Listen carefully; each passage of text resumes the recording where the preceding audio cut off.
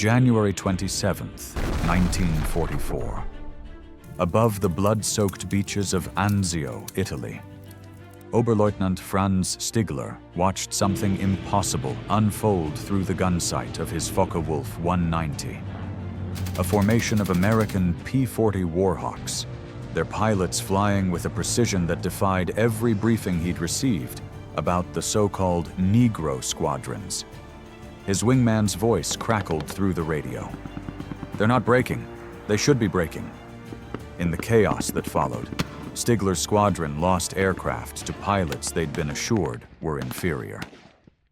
By the time he landed at Ciampino Airfield, sweating through his flight suit despite the winter cold, one thought dominated his mind.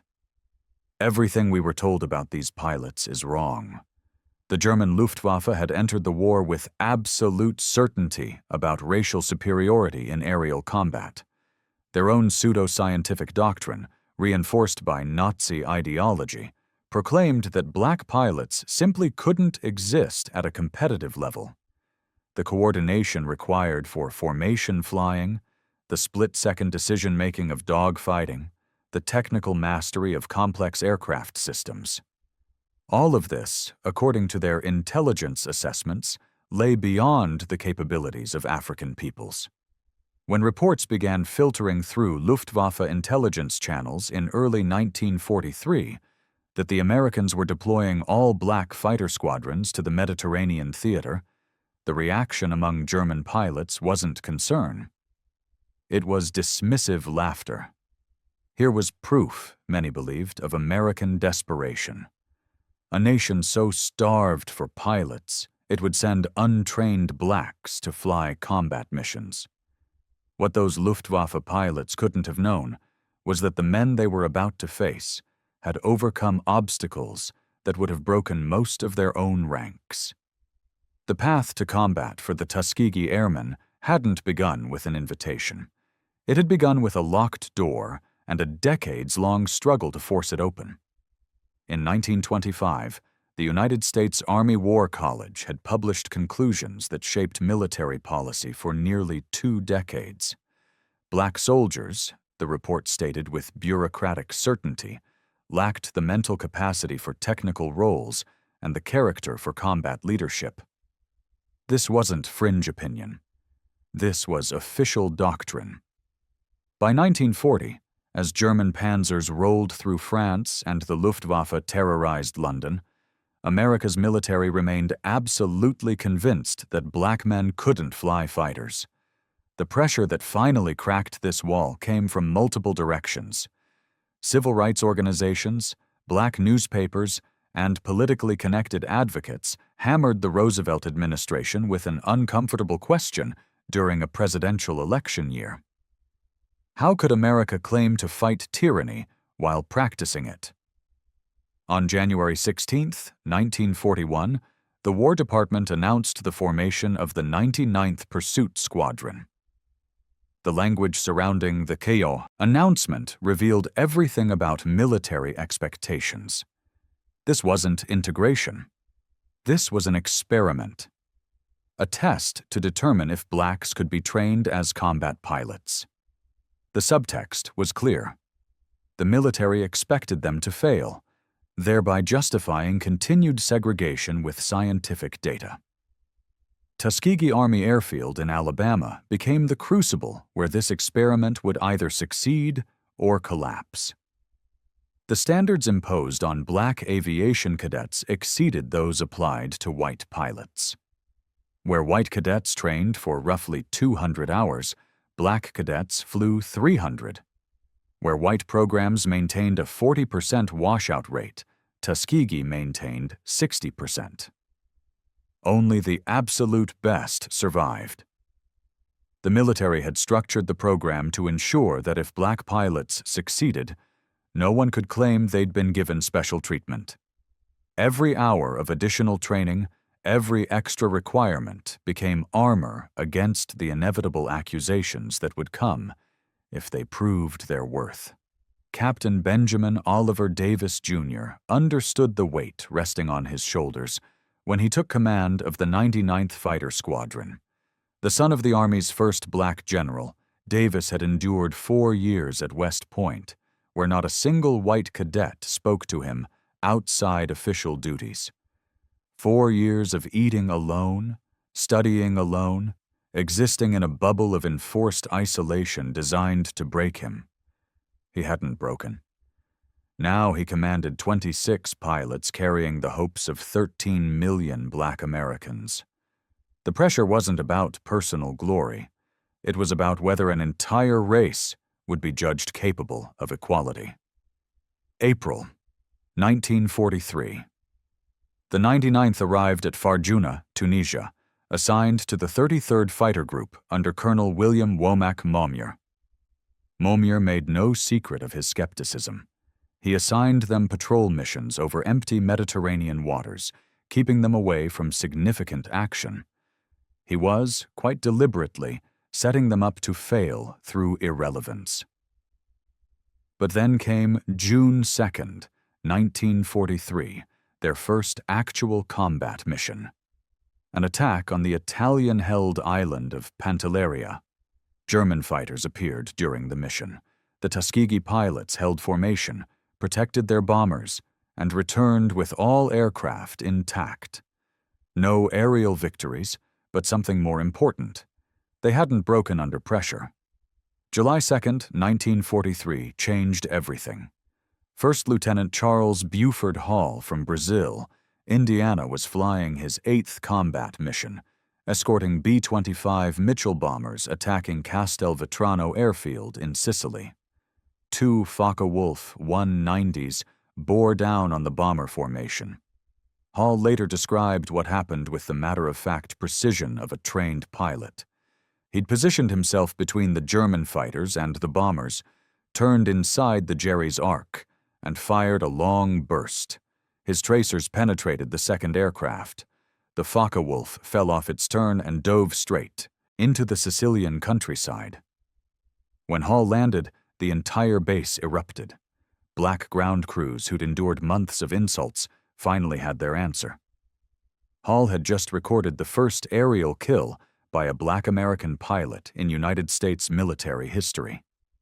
But Colonel Momyer wasn't finished trying to prove his point. By January 1944, after 7 months of combat, he filed a devastating efficiency report. The 99th, he claimed, lacked aggressiveness and should be removed from combat duty. The report reached General Henry Harley Arnold, Chief of the Army Air Forces, who prepared to shut down the entire Tuskegee experiment. Then came Anzio, and everything changed. January 27th, 1944. 15 pilots of the 99th, flying obsolete P-40s, encountered superior German Focke-Wulf 190s over the Anzio beachhead. The Luftwaffe had launched massive raids to push the Allied landing force back into the sea. What followed over the next 2 days silenced every critic. The 99th shot down between 8 and 13 enemy aircraft. Sources vary on the exact count because the chaos of combat makes precise tallies difficult, but the impact was undeniable. Captain Hall claimed 2 more victories, bringing his total to 3. In just 2 days, flying inferior equipment against elite German pilots, they'd destroyed more enemy aircraft than in their previous 7 months combined. The War Department launched a comparative study between the 99th and other P-40 squadrons. The conclusion shattered Momyer's assessment. They were performing as well as any white unit flying the same aircraft. Inside Luftwaffe intelligence offices in Italy and Germany, reports began accumulating that contradicted official racial doctrine. German pilots were being shot down by Black Americans. The interrogation reports from captured American pilots confirmed it. All Black squadrons were operating in the Mediterranean theater, and they were demonstrating combat effectiveness that Nazi ideology said was impossible. The cognitive dissonance was profound. How could Untermenschen, subhumans as Nazi doctrine classified them, master the most technically demanding form of combat the war had produced? May 1944 brought the transformation that would cement the Tuskegee Airmen's legend. The 99th joined three other black squadrons, the 100th, 301st, and 302nd, forming the 332nd Fighter Group. They received orders to join the 15th Air Force as bomber escorts, flying the long, desperate missions deep into Nazi Germany. Colonel Davis gathered his pilots at Ramitelli Airfield on Italy's Adriatic coast. His directive would define their combat philosophy and create their mythology. We cannot afford to lose bombers. Our job is not to be aces. Our job is to bring those bombers home. This represented a fundamental departure from fighter pilot culture. Most pursuit pilots lived for the kill, the moment of individual glory when they could add a swastika to their aircraft's fuselage. Davis was ordering his men to resist that temptation. Stay with the bombers. Never abandon them for easy kills.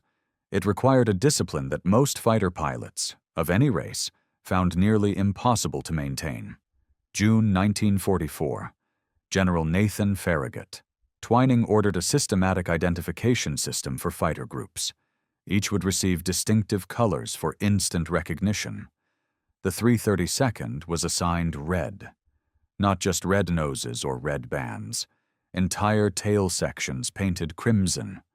Red propeller spinners, red nose bands. The P-51 Mustangs became instantly recognizable across the skies of Europe. The first bomber crews to receive red tail escorts didn't know their protectors were black. They only knew these fighters stayed close, never abandoning them for glory kills. Word spread through the bomber groups with the speed of a survival tip in combat. Request the red tails if you can get them. They'll bring you home. The bomber crews gave them a nickname. Red Tail Angels. It was bomber crews, not their own military leadership, who first recognized what the Tuskegee Airmen represented. Men who faced death on every mission cared nothing about race. They cared about survival, and the Red Tails were keeping them alive. Inside Luftwaffe briefing rooms, the discussion about these American pilots was evolving. Early dismissals had given way to wary respect. By late 1944, German intelligence officers were compiling detailed dossiers on the 332nd Fighter Group. They knew about Ramitelli Airfield. They knew the squadron commanders' names. They knew these pilots were black. And they knew, despite everything their ideology proclaimed, that these were some of the most effective fighter pilots in the American arsenal. Captured Luftwaffe documents from this period reveal the psychological struggle. Reports would describe the tactical effectiveness of the Red Tails, then include awkward attempts to reconcile this with Nazi racial theory. Some documents suggested the pilots might be mulatto, mixed race, as if that could somehow explain their competence. Others simply avoided the racial question entirely, focusing purely on tactical assessments. July 18, 1944, tested the Red Tails like never before. Colonel Davis led 66 Mustangs to rendezvous with bombers targeting Memmingen, Germany. The bombers were late. Davis made a critical decision: orbit in enemy territory rather than return to base. When the bombers finally appeared, so did approximately 100 German fighters. The Luftwaffe had learned that overwhelming numbers might break the Red Tails' protective screen. The battle that followed was savage. 20 minutes of desperate combat. The 332nd claimed 11 to 12 victories, but lost 3 pilots. Lieutenants Robert Hodges Hutton, Wellington George Irving, and Alfred Carroll Brown. 15 B-17s fell to enemy fighters despite the Red Tails' fierce defense. Critics seized on the losses as proof black pilots couldn't handle major battles. But operational analysis revealed the truth. The 332nd had arrived at an impossible situation with massive German forces already engaging the bombers. They'd prevented complete disaster. The bombers that survived did so because red-tail pilots had placed themselves between their charges and overwhelming numbers of enemy fighters. March 24, 1945. The mission that would become legend. The 332nd Fighter Group received orders to escort bombers 1,600 miles round trip to Berlin, attacking the Daimler-Benz tank factory. Intelligence warned that Messerschmitt Me-262s from Jagdgeschwader 7 would defend the target. The Me-262 represented Germany's last hope for air superiority. The world's first operational jet fighter with a top speed of 540 miles per hour could outrun any propeller-driven aircraft. Colonel Davis led 43 P-51 Mustangs into the heart of the Reich, knowing they were about to face the largest jet fighter force ever assembled for a single interception. Lieutenant Roscoe Conkling Brown had studied the jet's weaknesses during intelligence briefings. Speed meant nothing if you couldn't turn. The Me-262's jet engines needed careful throttle control during maneuvers. Push them too hard, and they'd flame out. Brown shot down one Me-262 that day, reporting that he'd pulled up in a 15-degree climb and fired 3 long bursts from 2,000 feet. The German pilot bailed out at 24,500 feet. Lieutenant Earl Russell Lane performed what many considered impossible, shooting down an Me-262 with a 2,000-yard deflection shot using the new K-14 computing gun sight. Lieutenant Charles Pullum Brantley claimed the third jet victory. 3 Me-262s destroyed in a single engagement. The Red Tails had just exceeded the total of all previous American Me-262 kills in one afternoon. The 332nd Fighter Group earned a Distinguished Unit Citation for this mission. The citation didn't mention race. It mentioned extraordinary heroism and superior combat effectiveness. By war's end, German pilots who'd survived encounters with the Red Tails shared a common experience. Initial contempt had transformed into wary respect. Some Luftwaffe veterans, in post-war interviews, acknowledged what had been obvious from Anzio to Berlin. These American pilots flew with a discipline and coordination that matched or exceeded any fighter group they'd faced. The reportedly coined nickname Schwarze Vogelmenschen, the Black Birdmen, became their grudging acknowledgement of this reality. 32 Tuskegee Airmen became prisoners of war, and their experiences in German POW camps revealed complex interactions between Nazi ideology and military reality. Lieutenant Alexander Jefferson was shot down on August 12, 1944, during his 19th mission. At his interrogation, the German officer displayed extensive intelligence about the 332nd Fighter Group. The interrogator knew about Ramitelli Airfield, about squadron commanders, even details about Jefferson's parents' home in Detroit. He knew Jefferson's father was a teacher.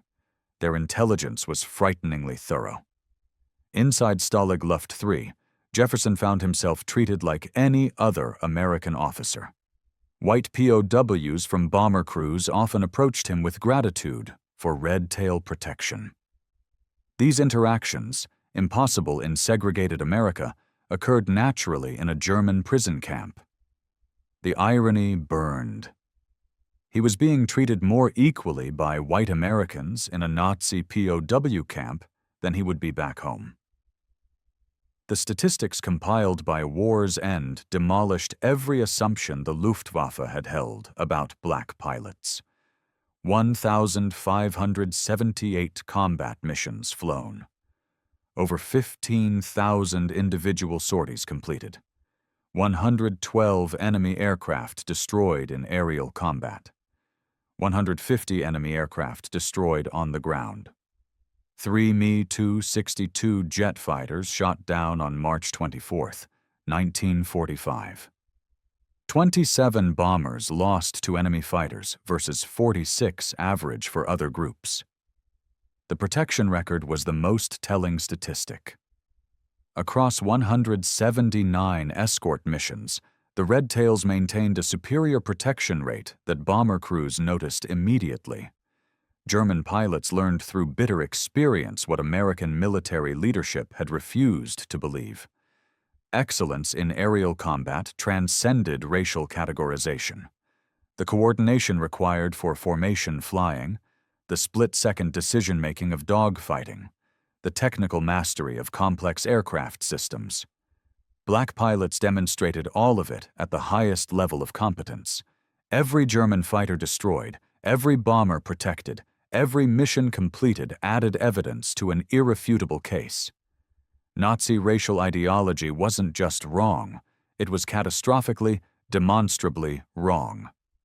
The men they'd classified as subhuman were systematically dismantling the Luftwaffe's defensive fighter force. The transformation from mockery to respect wasn't mythology. It was documented in Luftwaffe intelligence reports, in bomber crew testimonies, in the kill ratios compiled by operational analysts. By 1945, veteran Luftwaffe pilots knew exactly who flew those red-tailed Mustangs. And they knew those pilots were among the most dangerous adversaries in European skies. Roscoe Brown, who shot down a German jet over Berlin, summarized their achievement decades later. "We didn't just fight the Germans. We fought ignorance, prejudice, and hatred. And we won all three battles." The question it leaves behind is worth asking now. How many other capabilities, in how many other fields, have been dismissed because of the color of someone's skin? The Tuskegee Airmen proved that excellence recognizes no racial boundaries, that given equal training and equal opportunity, human potential transcends the arbitrary categories we've constructed. The German Luftwaffe learned this lesson the hard way, watching their fighters fall from the sky, shot down by pilots their ideology claimed couldn't exist. Every time a red tail brought bombers home, every time a Tuskegee pilot outmaneuvered a veteran German ace, the lie of racial superiority crumbled a little more. By the time the war ended, even the most committed Nazi ideologue couldn't deny what the combat records proved. The Tuskegee Airmen had earned their respect not through propaganda or political pressure, but through the mathematics of aerial combat. 112 enemy aircraft destroyed. 27 bombers lost versus 46 average. Numbers don't lie. And the numbers told a story that shattered assumptions and changed history forever.